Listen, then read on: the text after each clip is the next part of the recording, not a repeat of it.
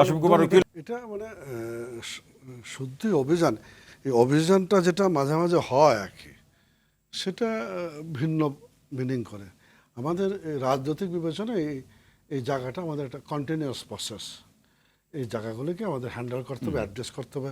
একটা সময় বলতেছিল যেরকম দুদক নখদন্তবিহীন একটা প্রতিষ্ঠান হয়েছে, এখন অন্তত এই জায়গাটা থেকে বেরিয়ে আসা গেছে।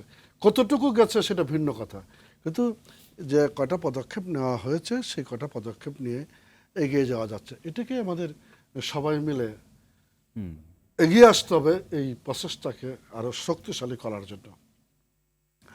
বিতর্ক করলে তো বিতর্ক করা যাবে, যেভাবে ডক্টর আসাদুজ্জামান রিপন মহোদয় বিতর্কে টেনে আনতেছেন।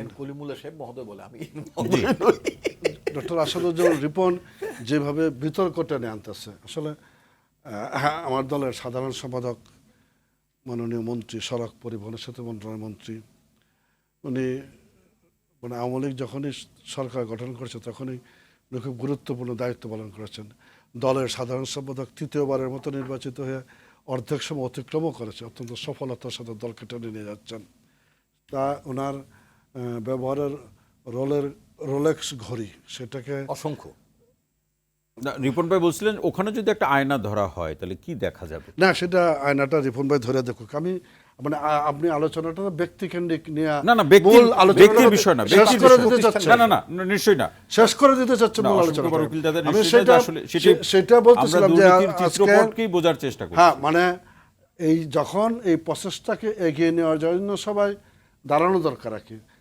ক্ষমতাসীন দল বলে সরকারি দলের সাধারণ সম্পাদকের পাশেও দাঁড়ানোর কথা, তখন তাকেই আসামের কাঠগড়ায় দাঁড় করে মূল যে কর্মযজ্ঞটা সেটার মধ্যে ডিস্টার্ব করার জন্য, গতি স্লো করার জন্য বা অন্যদিকে মানুষের দৃষ্টি সরানোর চেষ্টা করা হচ্ছে। না, আপনারা যেরকম হাওয়া ভবন বলেন তারাও তো কোনো না কোনো এরকম সূত্র খুঁজে নিবে নিশ্চয়ই। হ্যাঁ, নেবে, অবশ্যই নেবে।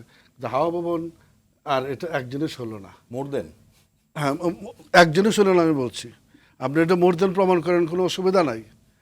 ওবায়দুল কাদেরের মতো এই রাজনৈতিক গুরুত্বপূর্ণ পদ সমূহ নিয়ে একটা বিএনপির নেতা দেখান যে অতগুলি পদ নিয়ে এতগুলি পথ পরিক্রমা করিয়া আজকের এই পর্যায়ে এসে দাঁড়িয়েছেন। মানে আমি কি আপনার কথা উত্তর দেবো এখন নাকি না, পরে দিবেন, এখন দেওয়া দরকার নাই। লেখা রাখেন, কাগজ কলম দেশে তো লেখা রাখার জন্য সয় না যাত না।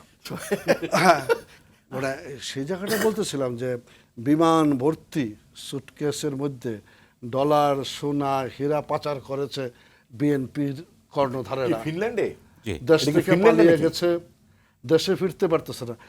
বিএনপির গঠনতন্ত্র চেঞ্জ করতে হয়েছে একজন দুর্নীতিবাজকে দ্বিতীয় ক্ষমতাধর ব্যক্তি বানানোর জন্য। বাংলাদেশ আওয়ামী লীগের কিন্তু এই বিষয়গুলি নেই। আমি বলছি না যে সব কিছু পরিশুদ্ধ হয়ে গেছে, সব কিছু ভালো হয়ে গেছে। আমি এটা বিশ্বাস করি যে আমি মনে করি 5টা কেস, উনি বলছেন 9টা কেস, যে কয়টা কেস হাতে ধরা হয়েছে আর কি, এটি হ্যাঁ টেনে নিয়ে যেতে পারলে বাংলাদেশের দুর্নীতির রাশটা টেনে ধরা হবে।